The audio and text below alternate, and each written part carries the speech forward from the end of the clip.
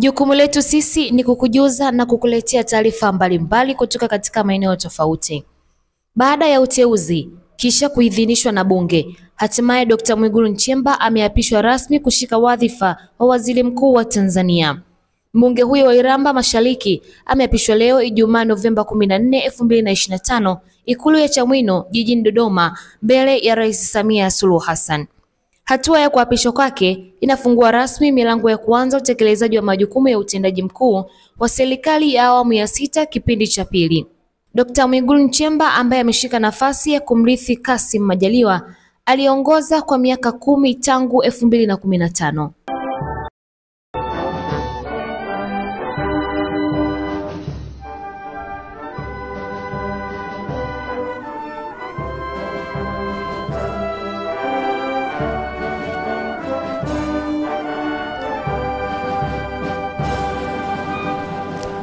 Mheshimiwa Rais wa Jamhuri ya Muungano wa Tanzania, tunakuomba uendelee kusimama wakati viongozi tuliosalia na wageni waalikwa tukae.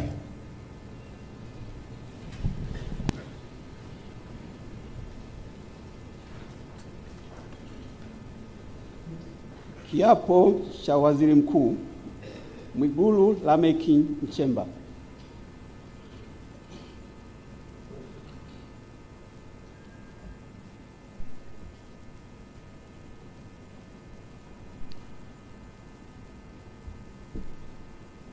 Mimi Mwigulu Lameck Nchemba naapa kwamba nitakuwa mwaminifu kwa Jamhuri ya Muungano wa Tanzania na kuitumikia kwa moyo wangu wote, na kwamba nitaihifadhi, nitailinda na kuitetea Katiba ya Jamhuri ya Muungano wa Tanzania kwa mujibu wa sheria iliyowekwa.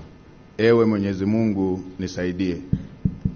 Mimi Mwigulu Lameck Nchemba naapa kwamba nitaitumikia vema na kwa moyo thabiti Jamhuri ya Muungano wa Tanzania katika kazi zangu za waziri mkuu, na kwa wakati wote nitamshauri kwa hekima na uaminifu Rais wa Jamhuri ya Muungano wa Tanzania, na kwa vyovyote vile sitatoa siri za baraza la mawaziri. Ewe Mwenyezi Mungu nisaidie. Mimi Mwigulu Lameck Nchemba naapa kwamba katika kutekeleza madaraka niliyopewa kwa mujibu wa Katiba ya Jamhuri ya Muungano wa Tanzania, nitatetea na kudumisha umoja wa Jamhuri ya Muungano wa Tanzania kwa mujibu wa Katiba ya Jamhuri ya Muungano wa Tanzania. Ewe Mwenyezi Mungu nisaidie.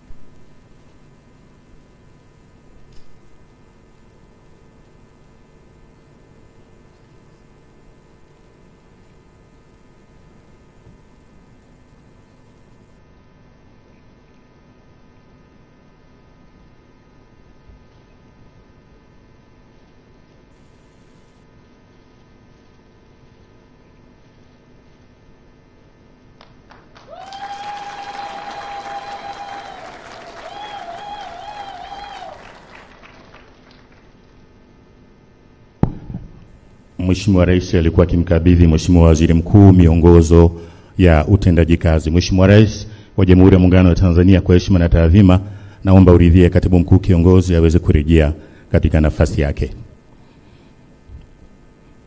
Kwa taarifa mbalimbali zitakazoendelea kujili, endelea kuwa karibu nasi, usiache kusubscribe, kulike, kucomment na kushare. Langu jina ni Edita Chiwaligo na hii ni Fino Media.